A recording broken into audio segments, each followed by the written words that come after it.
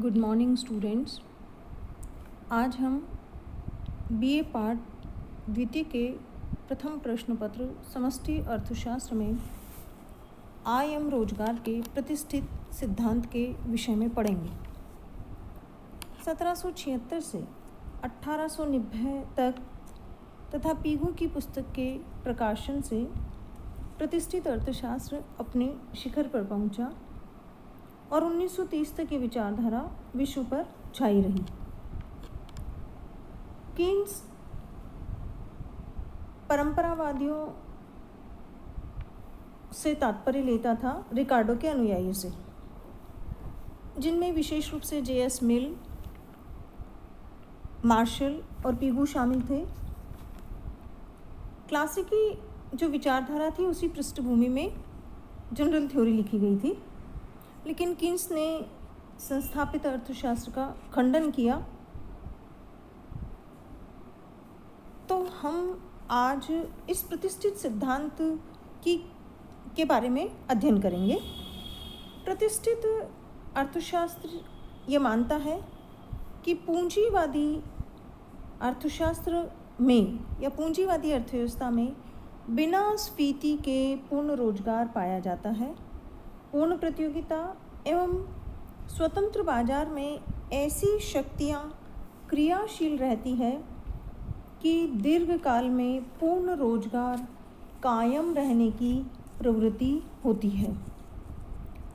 प्रतिष्ठित अर्थशास्त्रियों की ये मान्यता है कि अर्थव्यवस्था में सदैव श्रम एवं अन्य साधनों को पूर्ण रोजगार प्राप्त होता रहता है, जो कि एक सामान्य स्थिति है।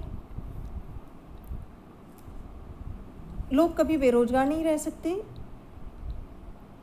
यदि कभी पूर्ण रोजगार से विचलन होता है तो ये एक असामान्य स्थिति होती है और अर्थव्यवस्था की प्रवृत्ति स्वतंत्र रूप से और बिना किसी हस्तक्षेप के, अर्थात बिना सरकारी हस्तक्षेप के पूर्ण रोजगार की ओर जाने की होती है। अर्थात यदि सरकार ने मूल्य, मजदूरी या उत्पादन किसी में हस्तक्षेप किया तो बेरोजगारी उत्पन्न हो सकती है, लेकिन बिना किसी हस्तक्षेप के सदैव पूर्ण रोजगार अर्थव्यवस्था में रहता है। इस सिद्धांत की कुछ मान्यताएं हैं।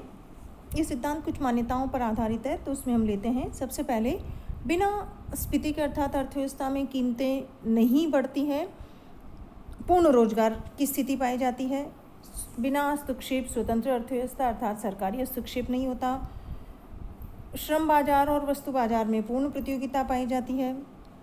मजदूरी दरों एवं कीमतों में लोचता अर्थात नियमितता अर्थात परिस्थितियों के अनुसार उसमें कमी वृद्धि हो सकती है, ऐसा प्रतिष्ठित अर्थशास्त्री मानते हैं।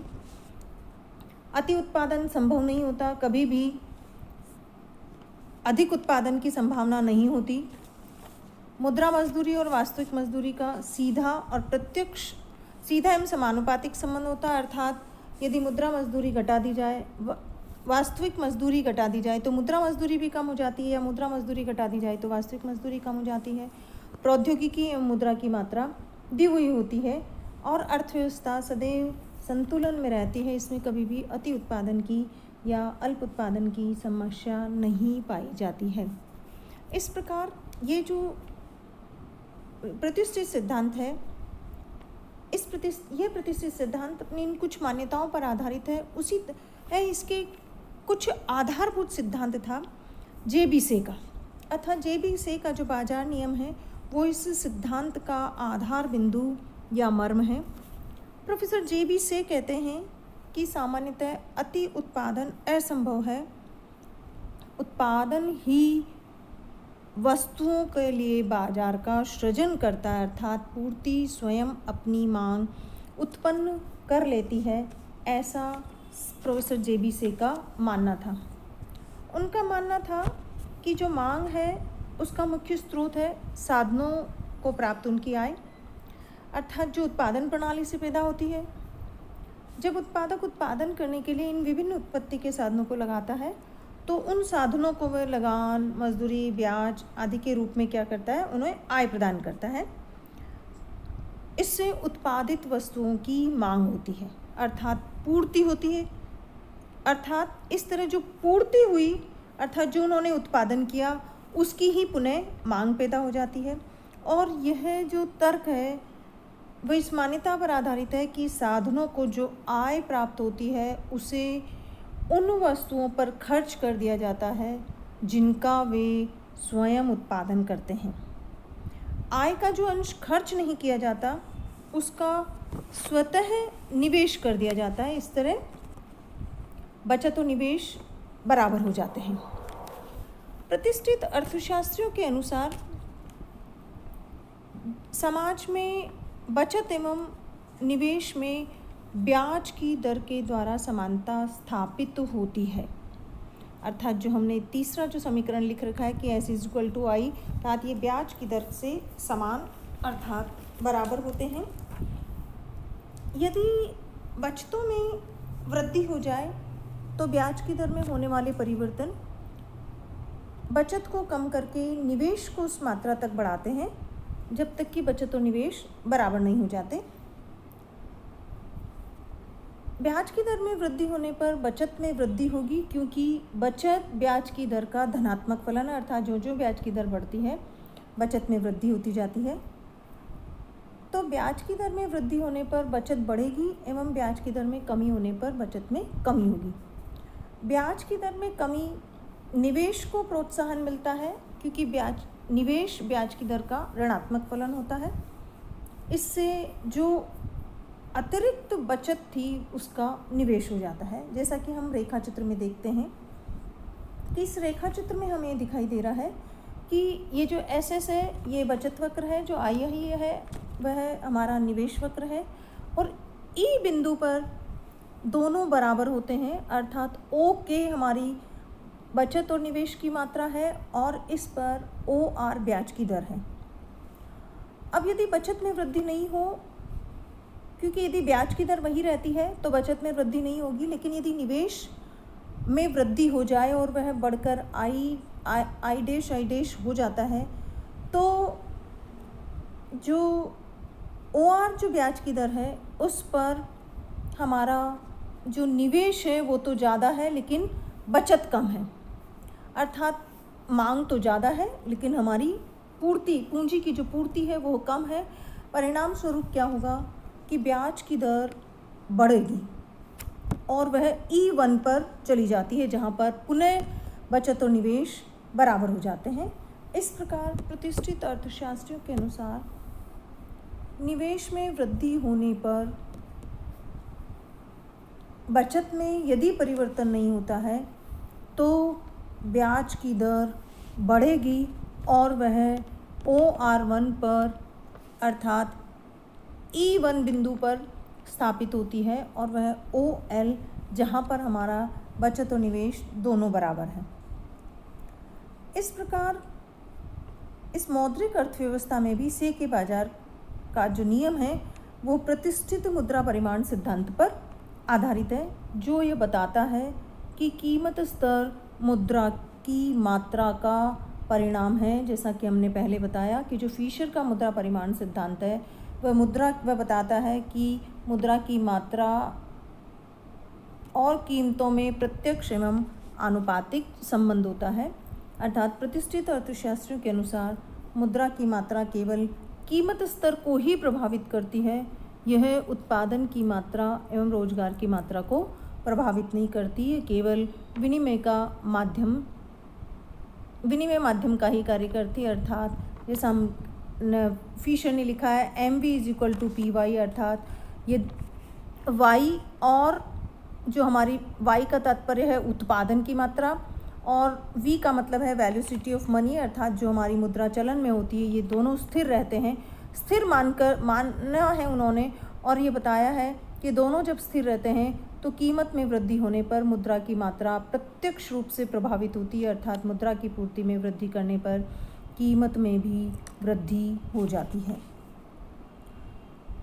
प्रोफेसर पीगू ने इसकी एक व्याख्या करी है। उन्होंने श्रम बाजार के संदर्भ में से के नियम की व्याख्या करके रोजगार के सिद्धांत को एक अंतिम रूप प्रदान किया। स्वतंत्र अर्थव्यवस्था में श्रम बाजार में जो आर्थिक प्रणाली की प्रवृत्ति वह पूर्ण रोजगार देने की रहती है, किंतु यदि इसमें हस्तक्षेप किया जाता है अर्थात मजदूरी के ढांचे हस्तक्षेप किया जाता है या मजदूरी ढांचे में कठोरता बनी रहती है तो बेकारी हो सकती है। यदि सरकारी हस्तक्षेप समाप्त कर दिए जाएं और बाजार की शक्तियां स्वतंत्र रूप से कार्य करती है तो मजदूरी में होने वाले परिवर्तन पुनः पूर्ण रोजगार की स्थिति को ले आते हैं। अब हम देखते हैं कि जो हमारा इनका जो सिद्धांत है अर्थात जो रोजगार उत्पादन निर्धारण का सिद्धांत है वह हमें क्या बताता है। इस सिद्धांत के अनुसार कुल उत्पादन और रोजगार में संतुलन समग्र उत्पादन फलन और श्रमिकों की मांग एवं पूर्ति के द्वारा होता है। अर्थात उत्पादन के विभिन्न साधनों का प्रतिफल है। प्रतिष्ठित विचारधारा के अनुसार KTL को यदि हम दिया हुआ मान लें अर्थात पूंजी की मात्रा, तकनीकी और जो हमारे प्राकृतिक संसाधन हैं उनको यदि हम दिया हुआ मान लें तो उत्पादन अर्थात Q और N अर्थात रोजगार इनमें धनात्मक संबंध होता है। अर्थात हम यूँ कह सकते हैं कि जो हमारा उत्पादन है वह रोजगार का फलन माना जाता है। उत्पादन फलन में जो श्रम है वो ही मुख्य साधन है एवं मुख्य लागत माना गया है। जो श्रम का मांग वक्र है वह DL है और जो श्रम का पूर्ति वक्र है वो है SL। अब हम जो श्रम का मांग वक्र है अर्थात श्रम का जो मांग वक्र है वह ये बताता है कि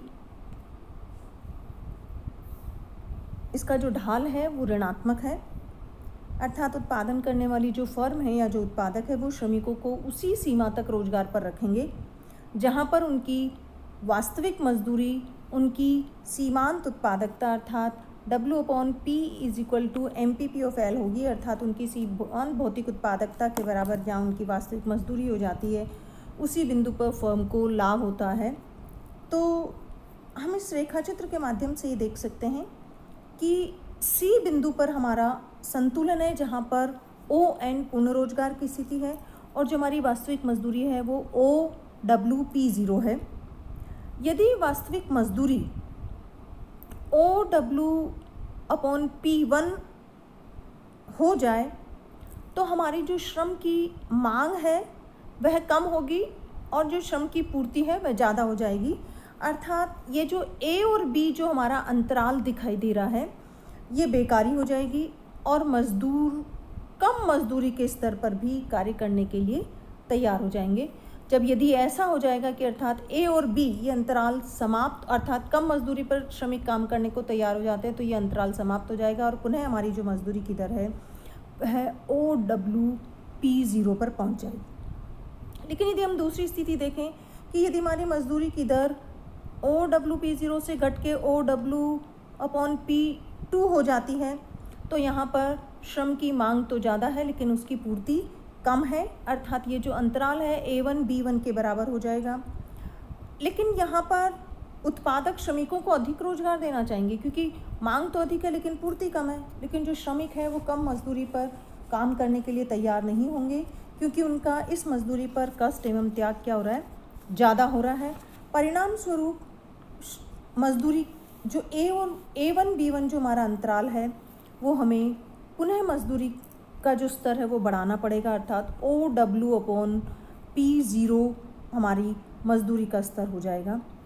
इस प्रकार प्रतिष्ठित अर्थशास्त्र की मान्यता थी कि ये जो ON रोजगार के स्तर पर है वह हमेशा स्थिति पूर्ण रोजगार की रहेगी तथा जो OW/P0 जो वास्तविक मजदूरी है इस पर ही श्रमिक कार्य करने के इच्छुक हैं। इन सभी को रोजगार प्राप्त हो जाता है। लेकिन यदि कुछ हमारी जो घर्षणात्मक बेरोजगारी विद्यमान रहती है वो मजदूरी की लोच के कारण इस अंतराल को वह अंतराल अपने आप अर्थात वह जो गैप है वो अपने आप समायोजित हो जाता है और पुनः पूर्ण रोजगार का संतुलन स्थापित हो जाता है। अब हम देखते हैं कि जो जैसा हमने कहा कि श्रमिकों की मजदूरी में कमी करके जैसा प्रतिष्ठित अर्थशास्त्री मानते हैं कि श्रमिकों की मजदूरी में कमी करके अर्थव्यवस्था में बेरोजगारी में कमी की जा सकती है। तो हम ये स्थिति प्रतिष्ठित अर्थशास्त्रियों को मानना जैसा कि था कि अर्थव्यवस्था में सदैव पूर्ण रोजगार की स्थिति रहती है, और यदि कभी बेरोजगारी की स्थिति आती भी है तो मौद्रिक मजदूरी में कटौती करके हम पूर्ण रोजगार की स्थिति को प्राप्त कर सकते हैं। मौद्रिक मजदूरी में कटौती के कारण होगा क्या कि लागत में कमी हो जाएगी, जिससे, क्योंकि जैसा हम मानते हैं मजदूरी भी लागत का एक महत्वपूर्ण भाग है, तो लागत के घटने से वस्तुओं की कीमतें घट जाती है और जिससे श्रमिकों को रोजगार मिलता है। इसके परिणाम स्वरूप पुनः पूर्ण रोजगार की स्थिति प्राप्त हो जाती है। प्रतिष्ठित अर्थव्यवस्था में ये जो विचारधारा इस मान्यता पर आधारित है, जैसा हमने पहले भी बताया, कि मौद्रिक मजदूरी और वास्तविक मजदूरी में प्रत्यक्ष आनुपातिक संबंध होता है। मौद्रिक मजदूरी के घटने से वास्तविक मजदूरी भी उसी अनुपात में घट जाती, इससे बेरोजगारी दूर होकर पूर्ण रोजगार प्राप्त हो जाता है। जैसा कि हम इस रेखा चित्र में देख रहे हैं कि प्रारंभ में हमारा जो संतुलन बिंदु है, जो पूर्ण रोजगार का संतुलन बिंदु है, वो OW/P मजदूरी की दर है, और OEF, जैसा कि हम रेखा चित्र से देख रहे हैं, EF जो हमारा रोजगार का स्तर है, वह पूर्ण रोजगार का स्तर, जहाँ पर श्रम की मांग एवं श्रम की पूर्ति बराबर है।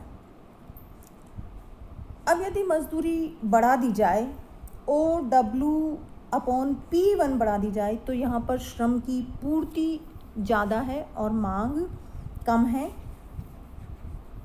ये जो अंतराल है A1 A2, तो ये क्या है कि यदि यहाँ पर ये जो E1 EF जो श्रम बेरोजगार हो रहा है, अब वो चूँकि ये श्रमिक बेरोजगार है, तो हमें मजदूर, वो जो बेरोजगार श्रमिक है वो कम मजदूरी पर भी काम करने को तैयार हो जाएंगे।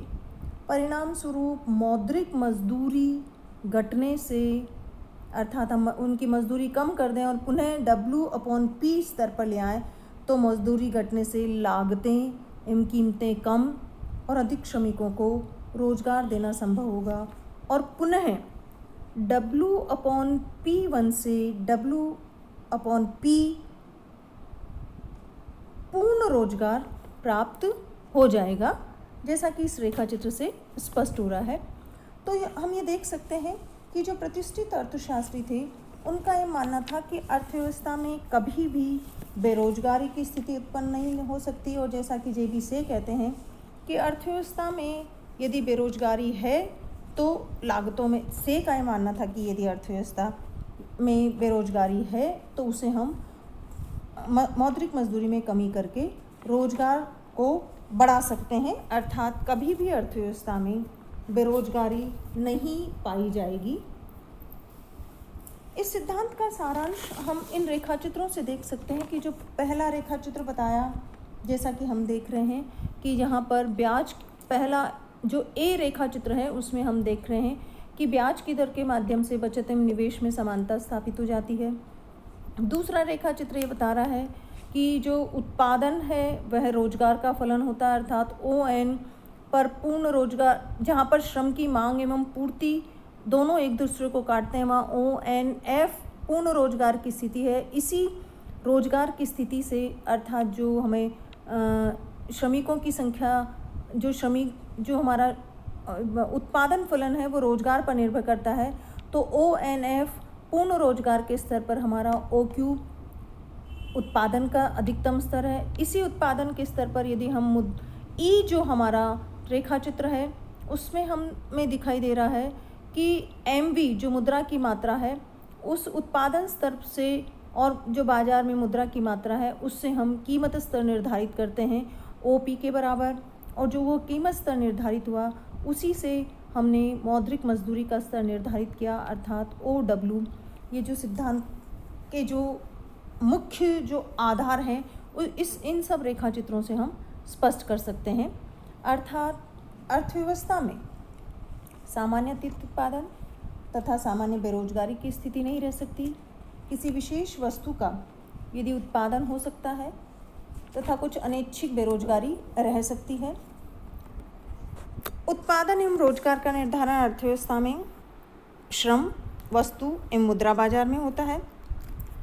समाज में जितना उत्पादन होता है उतनी वस्तुओं की मांग होती है तथा पूर्ति अपनी मांग का स्वयं सृजन कर लेती है। यदि कुछ समय के लिए कुछ वस्तुओं की मांग और पूर्ति में असंतुलन की स्थिति पैदा होती है तो बाजार की शक्तियाँ पुनः उनमें संतुलन ले आती है, अर्थात स्वतः संतुलन की स्थिति पाई जाती है।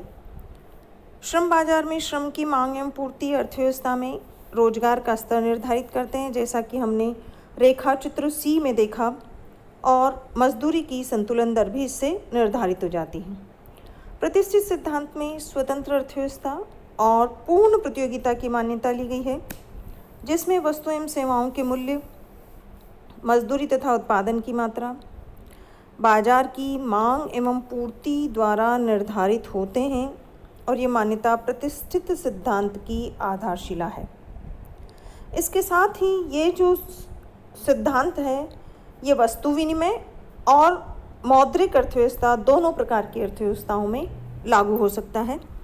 किंतु 1930 के बाद, जैसा कि हम जानते हैं, प्रतिष्ठित विचारधारा अपने पूर्ण चरम पर थी, किंतु इसकी बहुत सारी कठिनाइयाँ थी। बहुत सारी जो 1930 के बाद अर्थव्यवस्था में जो कुछ पूर्ण विश्व में जो परिवर्तन आए, उसके कारण प्रोफेसर कीन्स ने इस सिद्धांत की बहुत सारी कमियों को बताया। अर्थात इस सिद्धांत का प्रोफेसर कीन्स ने जो कुछ विश्लेषण किया, उससे एक नए अर्थशास्त्र का विकास हुआ और जिसने आर्थिक विचारधारा और नीति में क्रांति ला दी। तो जो उनकी जो पुस्तक थी वो क्लासिकी के आधार तत्वों पर सीधा प्रहार था। उस विषय पर, अर्थात उनकी द्वारा जो की गई आलोचनाएं हैं, उसका हम अगले अध्याय में अध्ययन करेंगे।